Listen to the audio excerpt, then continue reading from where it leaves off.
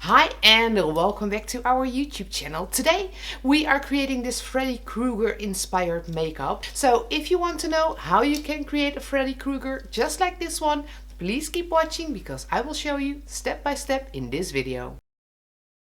To create my Freddy Krueger makeup, I already have applied my bald cap and blocked my eyebrows using a bit of ProAiir, as that was the glue I used for the bald cap. It was easiest to just continue with that in blocking my eyebrows. So for today, Freddy Krueger, I am going to make the base with Sculpt Gel by Mold Life. I am going to mix this up in equal amounts and then apply it to my skin using a spatula.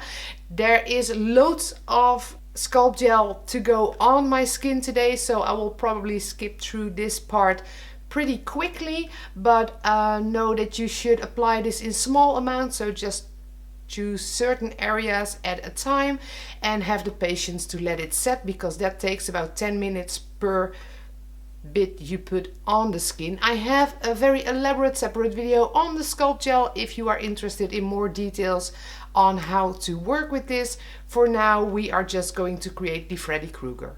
I have thought of a few different ways to make this Freddy Krueger of today, so I'm gonna just try my methods until I see which one works best and keep doing that one.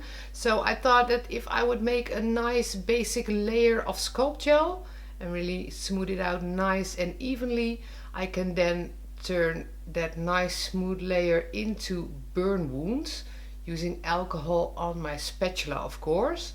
So that is the first method I'm gonna try, because making every burn bit separately, I have tried that in the past and it takes an amazing amount of time to do.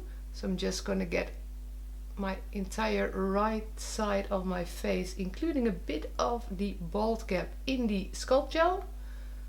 I'm gonna smooth it out using alcohol and my stipple sponge, and then we will see if we can turn this into nice Freddy Krueger wounds. So I am doing this with a reference picture. There are loads of different Freddy Krueger wounds out there, so I just chose one which I liked the most. So it's a very dark picture, but you can see all the holes that are on his face, and I will try to mimic the ones I have on this picture over here.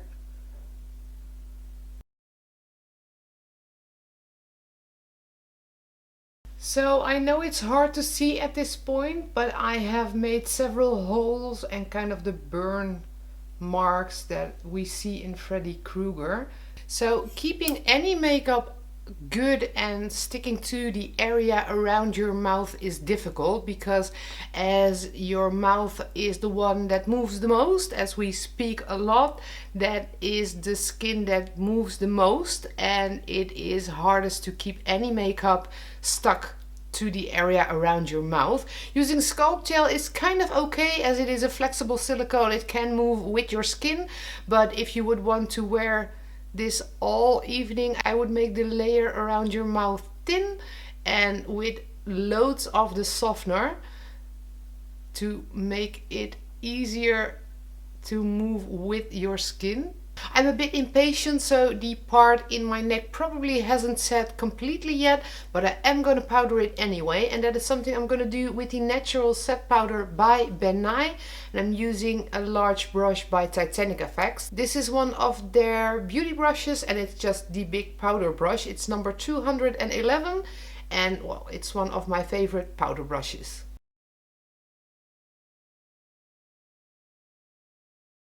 For the coloring today, I'm going to use the ProAiir Solids. This is the Trauma palette, and it has some lovely shades to color the burn wounds my Freddy makeup needs. To activate this, you do need a separate activator, and that is this one. It is called Prolong, and this can activate the makeup and make it stay on the skin for a very long time. So it's basically the same as alcohol activated makeup, but then you have to activate it with this Prolong. So I'm starting out with the blood red color, which is the lightest red color in that palette. I'm just gonna give all the wounds I just created a light wash of that light red.